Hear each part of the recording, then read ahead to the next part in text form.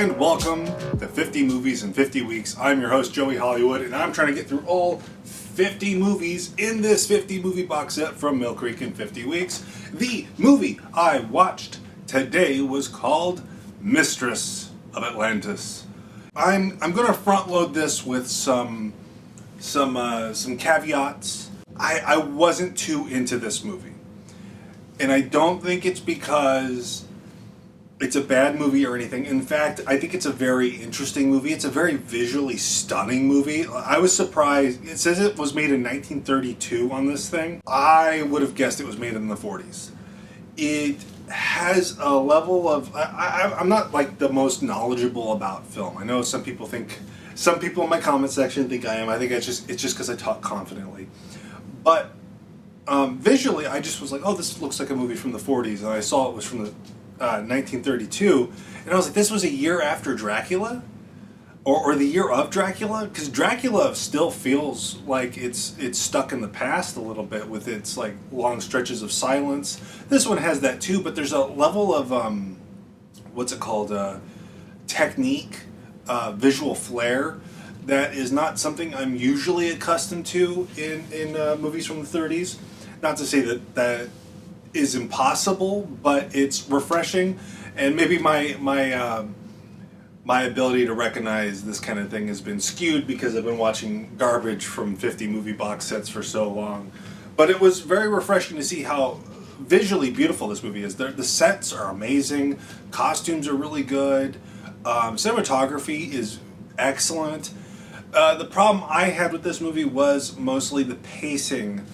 I'm not sure if this was just a me thing. That's why I'm putting the caveat that like maybe this movie just wasn't for me in the time that I watched it. But yeah, I had a hard time getting into it. I found my mind wandering a lot while watching this movie and forcing myself to stay focused. I had to pause it several times to just like leave and do something else. And I don't think this was the movie's fault, because I kind of view movies as time capsules, and I usually roll with the pacing of what I usually feel is appropriate for the time.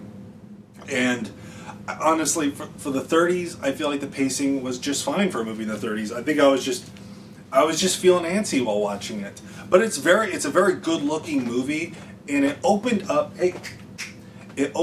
with a thing at the beginning saying that this was a restored version of the film that some school. And I think it said some school was part of the restoration, and this was this specific version was made for some sort of film festival, which is very interesting. It got me excited while watching it. I just didn't dig it, and it's a shame because it hits all the marks you want for an action adventure film, regardless of it being of the 30s. I mean, like I've seen movies from the 80s that kind of hit all these same marks a little bit faster. But yeah, I just couldn't roll with the movie for some reason or another. It's interesting enough. They're trying to find Atlantis, which in this version in this world is located in the middle of the desert and not in the sea, which is an interesting take on it. I've seen that done one or two times, but usually Atlantis is in the ocean. There's a lot of fun characters in it. None that really stick to my mind as in like, oh yeah, that was my favorite character. There was one guy with like a really like long mustache that was kind of fun. Had some cute little moments, some interesting set pieces, but for me it just didn't do it for me. I wanted to like, I feel like I wanted to like it more than I did, if that makes any sense. But yeah, I don't really have a whole lot to say about this one. I'm not going to say skip it, but I would say view at your own discretion. You might dig this more than me. I think not my dislike, but my ambivalence, or not ambivalence, apathy towards it is kind of more based on just maybe my headspace. I'm not really sure. Not a bad movie, just maybe not for me. But yeah, that's it for now. I'll see you next week. Remember, please be kind and rewind. What's going on, Kitty? What? You were just talking and interrupting me? Here, we're going to keep this in. Come here. Come here, buddy. Come here. Say hello to everyone. This is Marcus Antonius. Say hi. Say hi. See, See, Quentin used to just make cameos, but you just cause a ruckus.